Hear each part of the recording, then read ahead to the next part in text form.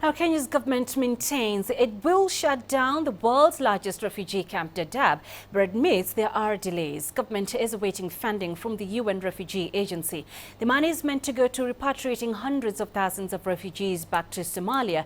There's been some confusion over the closure following media reports that Kenya has decided to keep the camp open, but government says the closure will happen. The announcement was first made back in May to close the camp in November.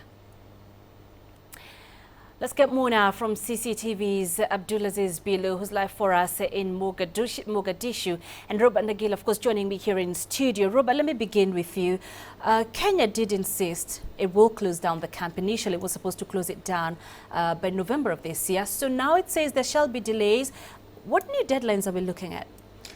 Well, thank you, Penina. At this particular moment, the Interior Ministry, which is running this process, has not announced a new date as to when this repatriation program will commence. What we do know is there was a two-step process, the verification process, which ended in July, and subsequently the repatriation process was supposed to begin between September and November.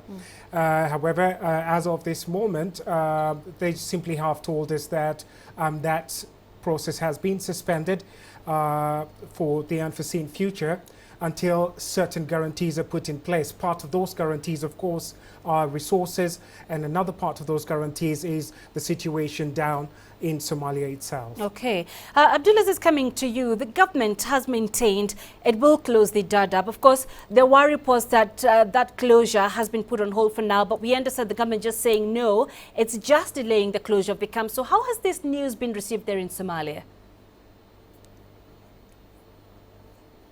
Well, Penina, authorities here haven't commented regarding the delay in the relocation of the refugees from Daadab, but time and again we've heard comments from the president and from the Somali government that they are against the move by Kenya to close the Daadab refugee camp. They want this process to be done gradually in a voluntary way. That's why the government is saying that it has put in place a measure with Kenya and the UNHCR called a tripartite agreement. That is a clear indicator that is from the Somali government that they are interested and they are more than willing to bring back their nationals from the refugee camp. And this was put into motion when the president of Somalia, Hassan Sheikh Mahmoud, paid a historic visit, the first visit by a sitting Somali president to the Dadaab complex to assure the refugees there, who are 350,000 in number, that indeed Kenya and the UNHCR will not bring them back to Somalia and only voluntary process will take place. The government here is citing the same situation, the same conditions that once forced these refugees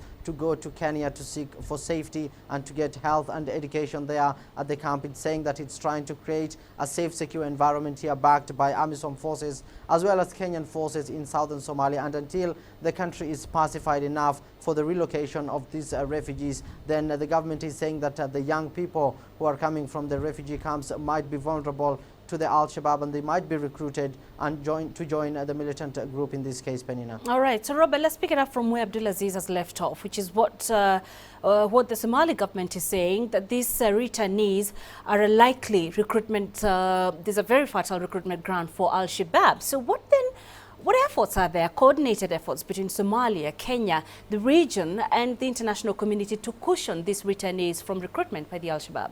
Well, Penina, that whole question is actually tied to this particular suspension of the repatriation of refugees back to Somalia, partly because a lack of funds, as I mentioned earlier. Now, what's supposed to happen? It's a voluntary exercise, so those who agree to it are then supposed to be given a cash payment to enable them or rather to help them settle down once they get back to Somalia. Now, unfortunately, at this particular moment, there's a lack of funds, hence part of the suspension. So they cannot be sent back home because there is a fear that once you send them back home without any ways of sustaining themselves after that, then chances are that they will be easily susceptible to radicalization, which is what we've seen in the past. And that's one of the things that the regional countries, Somalia, international community are trying to avoid. Now, the US has announced it is giving the UNHCR about $29–30 million as part of this process.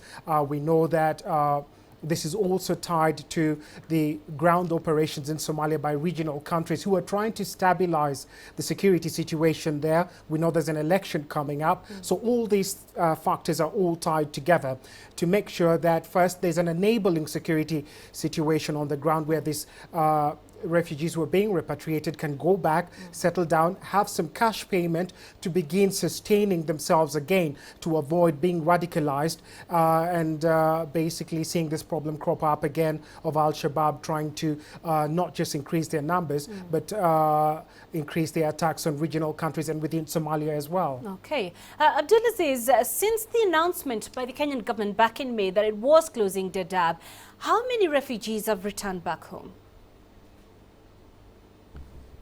Well, Penina, the agreement between Kenya, Somalia and the UNHCR is referred to as the tripartite agreement, rather signed in 2013. This is a clear blueprint that allows Somalia to bring back its national with support of Kenya and the UNHCR. Now, interestingly, UN officials have put the figure at around 24,000. Now, this 24,000 is from 2013, once the tripartite agreement came into force. But Penina, interestingly, is the UN officials are saying that ever since Kenya began saying that it's going to close the Dadaab refugee camp by the end of this year, 18,000 families managed to come back to Somalia. Now, that's a very huge number considering the fact that Somalia is still not stable, and still the Al-Shabaab and also climatic conditions pose a threat to these new returnees. Now, Penina, we managed to visit some of the families that have returned back to Somalia, and interestingly, we visited one family that came back from Dadaab, and they were in shock once they came back to Somalia because they've spent almost 10 years at the Dadaab refugee camp, where they got so much privilege, education, health and security, as well as many other things that are basic life necessities. Now, they came to the IDP camps here in Somalia, where also thousands of internally displaced persons from 2011 still live in deplorable conditions. So they find it very hard to adjust here, and regarding the amount of money that they received from UNHCR is not enough for them to kickstart their lives here in Somalia. So the Somali government here is saying that before 350,000 refugees are brought back to Somalia, the security conditions and the authorities need to work on creating camps similar to the Dadaab camp that have education, health and all these basic amenities before these refugees are brought back. So it's a big challenge for authorities here in Somalia, Penina. All right, Abdulaziz Bello live for us in Mogadishu, Robert Nagila here in studio. Many thanks to the both of you for joining us.